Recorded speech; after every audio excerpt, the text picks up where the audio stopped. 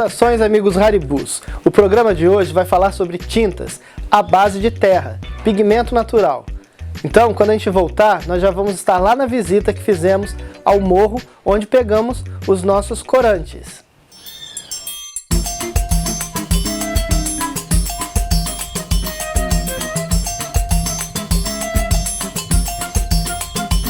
Haribu.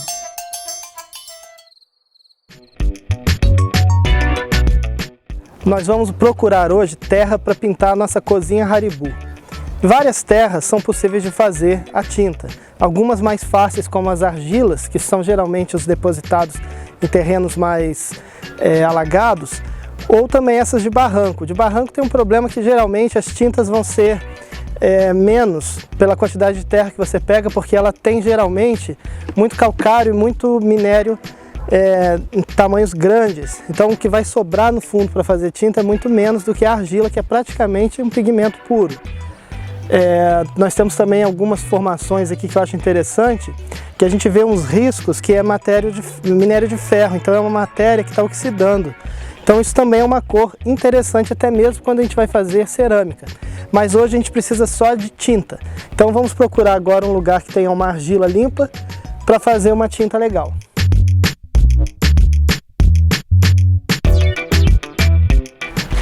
A gente tem aqui uma terra bastante branca. Ela não está 100% pura como uma argila pura, mas ela tem uma pureza muito grande. Então eu vou levar um pouco dela também. E eu quero uma tinta um pouco mais avermelhada também.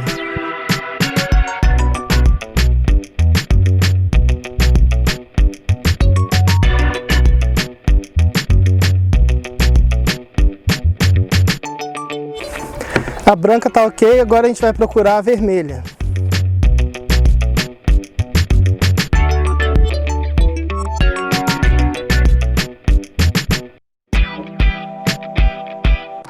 Olha que interessante, uma pedra branca, bastante porosa, então com certeza vai dar um pigmento branco. E ao mesmo tempo a gente vê aqui algumas pedras amarelas e algumas alaranjadas. Então eu vou levar de todas elas e vou separar lá em casa para ver as cores que a gente obtém delas. A gente está aqui no morrão da Vila Maia, né? Um espaço que já foi palco de motocross. Tem muita gente que lembra daqui com essas corridas de moto por esse morro. Hoje em dia ele está bem desbarrancado, né? Mas é um lugar muito bonito. Eu gosto muito de vir aqui porque eu acho as formações, mesmo não sendo formações 100% naturais, são formações interessantes, eu gosto daqui. E tem essa curiosidade da gente achar essas terras com cores diferentes para a gente usar lá no nosso trabalho e eu mostrar para vocês como que faz a tinta a partir da terra. Que você pode pintar quadro, como pode pintar só a parede.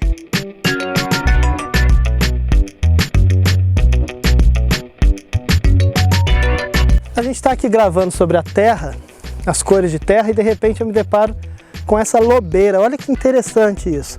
A lobeira tem esse nome porque o lobo-guará come os frutos dela. E é ele o maior dispersor das sementes.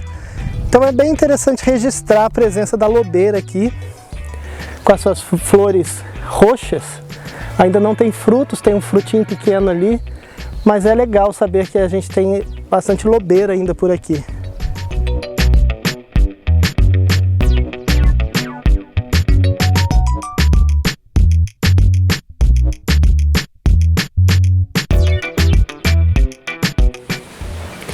Depois de coletar a terra lá no morro, nós viemos aqui para o nosso laboratório de tintas Haribu, onde vamos fazer propriamente a tinta. Mas primeiro, a gente precisa entender qual é a base de uma tinta. Ela tem sempre um solvente, que vai ser água, óleo, algum líquido que vai diluir essa tinta. E tem o pigmento, que é o que vai dar cor à tinta. No caso hoje, o pigmento vai ser a terra. E um aglutinante. E o aglutinante é curioso porque ele é o que vai fixar a tinta no quadro ou na parede. E uma dessas técnicas que usava um aglutinante era com gema de ovo. Tira aquela película e usa a gema de ovo para misturar no pigmento, o que dá o nome de têmpera. Então quando você vê que um quadro é pintado com têmpera, antigamente geralmente era feito com gema de ovo. As tintas eram muito artesanais, eram tintas feitas com pó de pedra. E o curioso é isso, porque algumas pedras eram muito caras, alguns pigmentos eram muito raros. Então, por exemplo, o verde às vezes era feito com esmeralda moída, determinados tons de verde. E o azul também era um pigmento bastante caro. E aí tem aquela história de que as pinturas eram caras, os artistas cobravam bastante para fazer a pintura. Então, através de uma promessa, a pessoa pedia que pintasse um quadro da Santa de Devoção, e geralmente Nossa Senhora era pintada com o pigmento azul por causa do preço desse pigmento. Tons de terra diferentes você encontra em vários lugares. E isso faz com que a tinta de terra seja algo barato, que tenha a sua característica bem peculiar, e vocês vão ver que é fácil de fazer. A gente primeiro coloca essa terra que a gente coleta na água, e aí ela vai decantando, como vocês podem ver aqui. Acontece uma decantação, o pigmento fica todo embaixo, a água fica em cima, e o que a gente tem geralmente são camadas de depósitos por tamanho de grãos e peso. E geralmente o que a gente vai usar para fazer o pigmento é a parte mais fina de cima. Quando a gente vai pintar um quadro, geralmente a gente usa só essa parte mais fina de cima. Quando a gente vai fazer tinta de parede, que a gente vai precisar de quantidade e vai usar um rolo ou uma brocha, a gente usa um pouco mais, porque senão a gente precisaria, sei lá, de um caminhão de terra para fazer um pouco de tinta. Mas a gente usa um pouco mais, tira na verdade somente o que é realmente pesado e grosso na tinta. Aqui nós temos dois exemplos que nós pegamos lá no barranco durante a nossa gravação. Essa tinta amarela e essa tinta que eu considero vermelha. A gente vê aqui que a argila é um material bastante propício para fazer a tinta, porque ela é leve, ela é muito fina, e então é mais adequada para você fazer tintas em quantidade para pintar as paredes.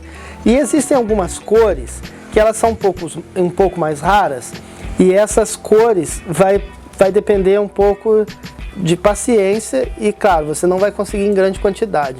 Eu notei que, por exemplo, aqui a gente tem aqui no nosso estúdio, com óxido de ferro, ela foi muita terra que eu peguei para conseguir essa quantidade aqui de corante.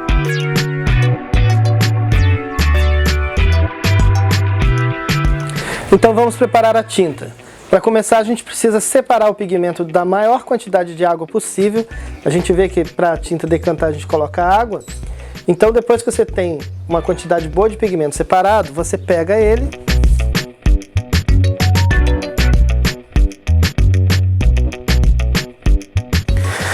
em uma vasilha, você coloca parte desse pigmento. E aí você acrescenta cola branca, porque a cola branca vai ser o nosso aglutinante nessa tinta.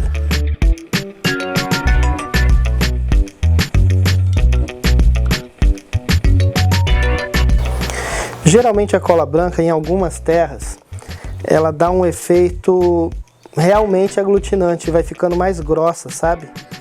E aí você pode ou diluir com água, ou você pode usar tinta grossa realmente, que vai dar uma característica legal, como se fosse uma tinta acrílica.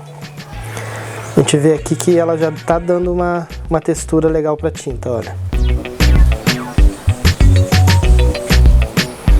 Isso é uma reação da cola com a terra.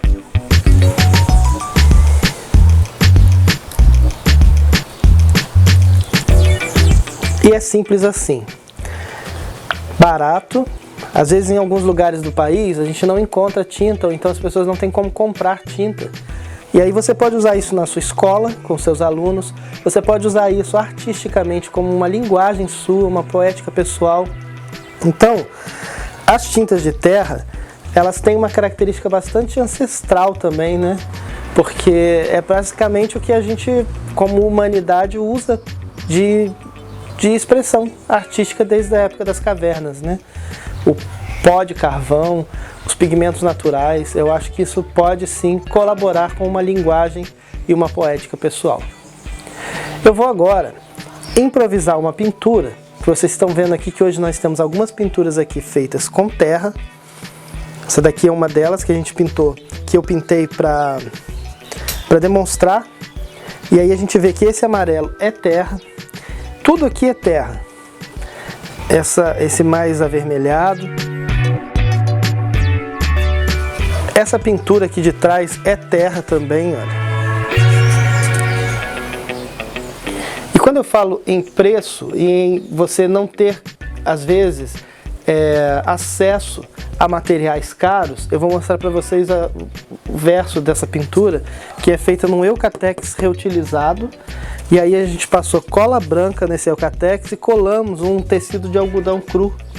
Então é uma tela colada no Eucatex. Então, barato, de fácil acesso, você pode reaproveitar até guarda-roupa velho, você vai jogar fora, a porta do guarda-roupa, você serra ela, cola tecido e pode pintar também.